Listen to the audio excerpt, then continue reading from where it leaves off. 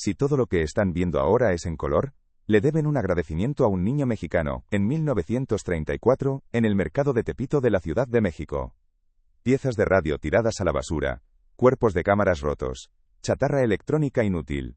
Un joven de 17 años, deambula entre estos puestos del mercado recolectando piezas. No tiene dinero en los bolsillos. No tiene un laboratorio a su disposición. No cuenta con el apoyo de ninguna empresa. Un día, mientras miraba la televisión, de repente le asaltó una pregunta. ¿Por qué la televisión tiene que ser en blanco y negro? Recogió algunos materiales del mercado, y se encerró en su pequeño taller en el sótano. 6 años después, a los 23 años, obtuvo la primera patente de televisión a color del mundo. Antes que la RCA. Antes que la CBS. Antes que los laboratorios multimillonarios de Nueva York. Y 39 años más tarde, la NASA llevó la idea de este chico al espacio. El sistema utilizado para enviar a la Tierra las fotografías a color de Júpiter durante la misión Voyager, era un sistema nacido en el taller del sótano de aquel joven mexicano. Esta es la historia de Guillermo González Camarena. Y después de ver este video, entenderán por qué no la habían escuchado hasta ahora. No olviden apoyarme en mi camino hacia los 1000 suscriptores. El 17 de febrero de 1917, México vivía los años más oscuros de su revolución. El país estaba bajo la sombra de sangrientas guerras civiles. Guillermo González Camarena nació en medio de este caos. Pero el verdadero caos aún no había comenzado. Cuando Guillermo tenía solo 6 años, su padre murió. Su madre, Guadalupe, se quedó sola con 7 hijos. Era hija de un antiguo gobernador de Jalisco, una mujer de voluntad firme e inteligente, pero las circunstancias eran difíciles. La familia se mudó a la Ciudad de México, al barrio de Juárez. Y allí, la vida comenzó de nuevo. Guadalupe inculcó 2 cosas a sus hijos: educación y curiosidad. Y Guillermo poseía ambas en exceso. A los 7 años fabricaba juguetes eléctricos, hechos a mano, con piezas de desecho. Los vecinos lo encontraban extraño. Este niño no jugaba, construía cosas. A los 12 años, montó su primer transmisor de radio aficionado. Había recolectado las piezas en el mercado de Tepito. Condensadores extraídos de radios viejas, bobinas, placas de circuitos estropeadas. Nada era perfecto, pero era mejor que no hacer nada. Su madre Guadalupe bajó un día al laboratorio de su hijo en el sótano. Todo estaba lleno de cables, cajas amontonadas a un lado, circuitos a medio terminar. Mientras otra madre habría mirado con preocupación, Guadalupe le dijo: «Continúa». Esa frase fue, quizás, uno de los estímulos más importantes de la historia. En 1930, con solo 13 años, ingresó en la Escuela Superior de Ingeniería Mecánica y Eléctrica del Instituto Politécnico Nacional. Y allí se encontró con algo que cambiaría su vida. Un día en la escuela, el profesor Francisco Javier Stabolí llevó a clase un equipo que había traído de Estados Unidos. Era un televisor, algo que captó la atención de todos. La resolución era muy baja, y la pantalla en blanco y negro distorsionaba mucho la imagen, pero aún así era asombroso. ¿Por qué en blanco y negro?, se preguntó a sí mismo. La luz tiene color. El mundo tiene color. ¿Por qué la pantalla no? Esta pregunta parece simple, pero en aquel entonces formularla era revolucionario. A principios de los años 30, la televisión era apenas una novedad.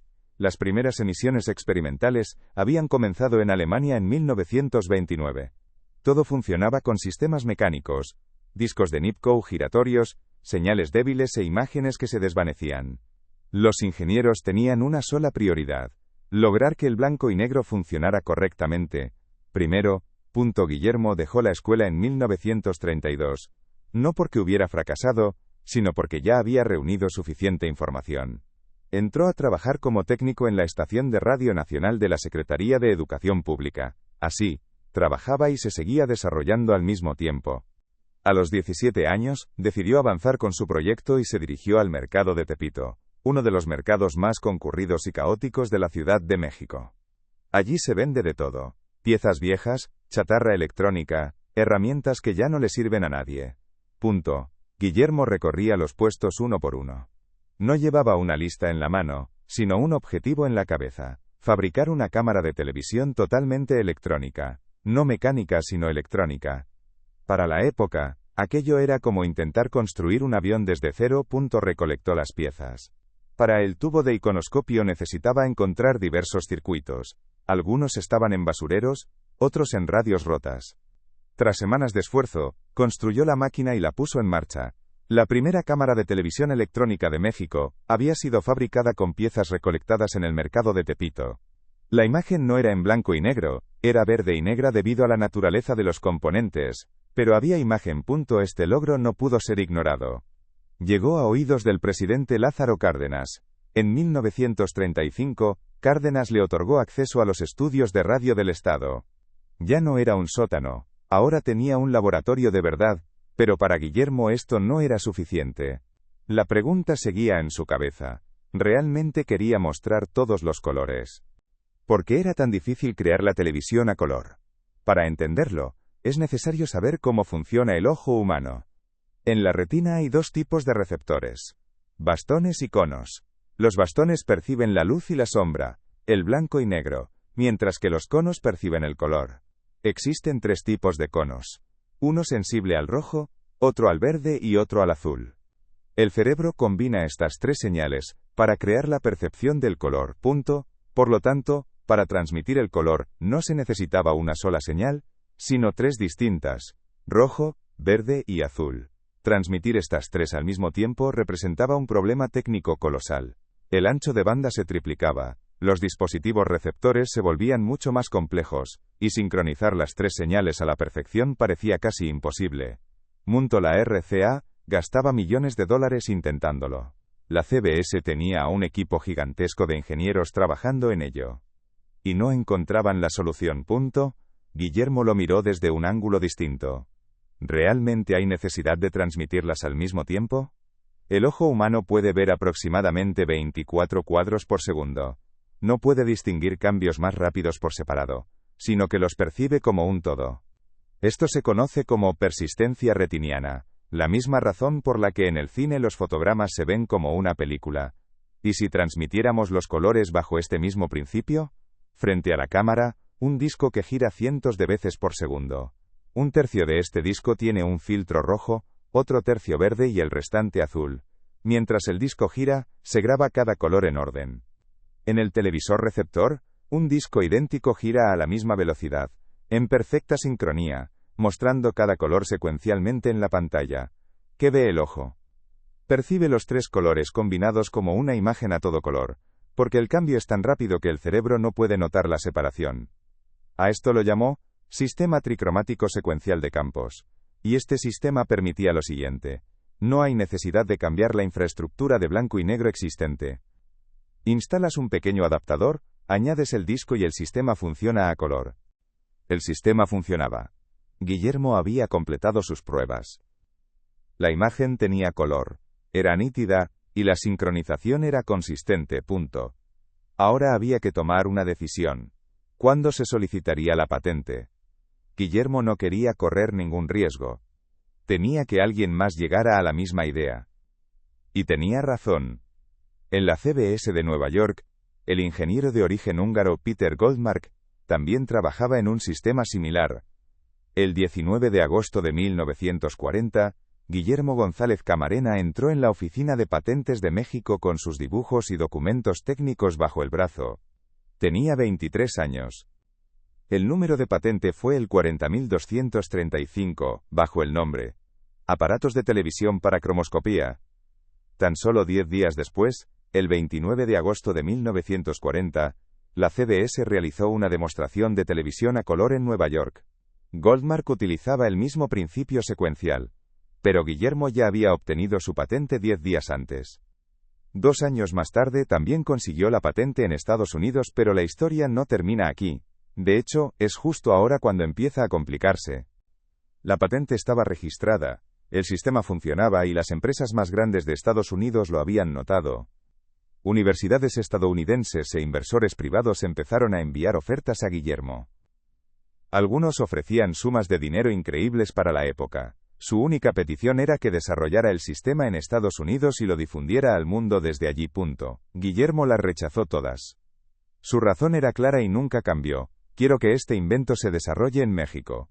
Que mi país sea el primer lugar del mundo en utilizar la televisión a color. Era puro patriotismo, y le costó su fama. Porque sin el laboratorio de una gran compañía, Sin un presupuesto masivo y sin acceso a las redes de transmisión más poderosas del mundo, convertir un invento en un estándar global es casi imposible. La historia no se reconoce por sí sola, se escribe donde está el dinero que la relata, pero Guillermo no retrocedió. Además de la ingeniería, comenzó a dedicarse a la música, y utilizó el dinero que ganaba con sus composiciones para financiar su propio trabajo. La Comisión Federal de Comunicaciones, FCC, de Estados Unidos, entró en un proceso de decisión para establecer un estándar para la televisión a color. Había dos sistemas sobre la mesa. El primero era el sistema de la CBS, el sistema de disco secuencial desarrollado por Peter Goldmark, que funcionaba bajo la misma base que el principio de Guillermo. Pero tenía un problema crítico. Era incompatible con los televisores de blanco y negro existentes. Todo el mundo tendría que comprar un televisor nuevo. El segundo era el sistema de la RCA. Completamente electrónico, con una infraestructura totalmente distinta. Mucho más complejo y costoso, pero compatible con los televisores que ya estaban en los hogares de todos. Técnicamente, el sistema de Goldmark, que era la continuación directa del principio de Guillermo, era superior en cuanto a calidad de imagen. Los colores eran más vivos y precisos. Sin embargo, la RCA tenía la capacidad de producir millones de televisores. Tenía el poder de convencer a las redes de transmisión, y lo más importante, protegía las inversiones existentes. En 1953, el sistema NTSC fue aceptado como el estándar. El sistema secuencial perdió la batalla comercial, pero no la perdió para siempre. Debido a que el NTSC había sacrificado precisión por compatibilidad, no era suficiente para ciertas aplicaciones específicas. Y fue exactamente en ese punto donde entró la NASA. La NASA lanzó dos naves espaciales, Voyager 1 y Voyager 2. El objetivo era obtener imágenes de los planetas exteriores del sistema solar, Júpiter, Saturno, Urano y Neptuno. Había un problema crítico con las cámaras de estas naves. El sistema NTSC no era lo suficientemente preciso para obtener imágenes en color en el espacio. Especialmente con las señales que se debilitaban en distancias interestelares y las condiciones de luz únicas del espacio, los sistemas electrónicos distorsionaban el color. Tras sus investigaciones, la NASA decidió que el invento de Guillermo era más útil, y optó por utilizarlo. Cuando la Voyager 1 pasó cerca de Júpiter, envió las fotografías a la Tierra. Esas imágenes pasaron a la historia. La gran mancha roja de Júpiter, la superficie volcánica de la Luna y, con acento agudo, O, la capa de hielo de Europa. Estos colores fueron capturados gracias al legado directo del sistema que Guillermo González Camarena desarrolló en 1934, con piezas de chatarra recogidas en el mercado de Tepito, de un sótano en la Ciudad de México a Júpiter. Esta frase parece ficción, pero no lo es. Guillermo no solo inventó la tecnología, sino que también moldeó cómo debía usarse. En 1946, fundó un canal que se considera el legado de lo que hoy es el Canal 5. En 1950, expandió el canal. Sus programas no estaban enfocados únicamente en el entretenimiento, tenían una fuerte carga de cultura, ciencia y educación. Guillermo creía firmemente que la televisión debía ser una herramienta educativa. Esta convicción lo llevó a un proyecto conjunto con la Secretaría de Educación Pública, SEP, la telesecundaria. Educación secundaria a través de la televisión. Para los niños en aldeas remotas que no tenían edificios escolares, maestros o medios de transporte, se podían impartir clases a través de la pantalla del televisor. Este sistema sigue funcionando hoy en día. En México, millones de estudiantes reciben educación secundaria cada año gracias a la telesecundaria. Una gran parte de ellos son niños que, de no ser por Guillermo, nunca habrían tenido acceso a la escuela. Un invento no es solo tecnología, es cómo se utiliza, y Guillermo lo sabía muy bien. 21 de enero de 1963. Estudios del Canal 5. La cámara está lista, el equipo en su lugar. El programa elegido para salir al aire ese día fue Paraíso Infantil. Así comenzó la primera transmisión comercial de televisión a color en México. Guillermo González Camarena estaba en el estudio. Tenía 46 años. Las pantallas cobraban vida con colores.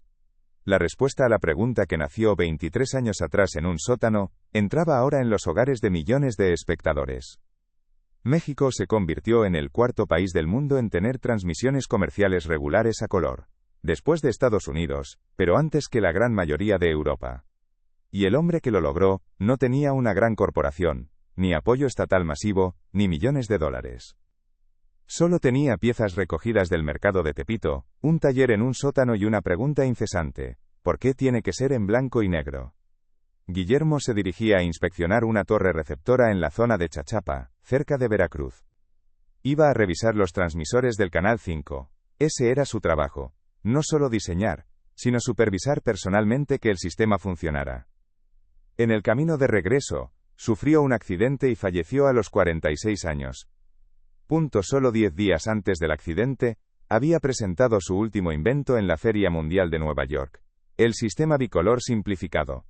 Esta nueva tecnología era una versión más económica del principio secuencial, diseñada para que los países en desarrollo y las comunidades remotas pudieran acceder a la televisión a color con una infraestructura más barata. Estaba trabajando para los Juegos Olímpicos de México 1968, preparando la infraestructura para lo que sería la primera transmisión olímpica a color de la historia. Lamentablemente no llegó a verlo. Tras su muerte, se fundó una fundación en su nombre para apoyar a jóvenes genios.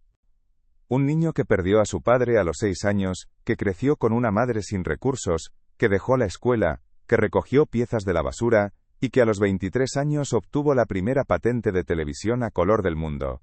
Luego, cuando le ofrecieron millones de dólares, dijo que no, porque quería que ese desarrollo perteneciera a su país. 40 años después, la NASA llevó esa idea hasta Júpiter.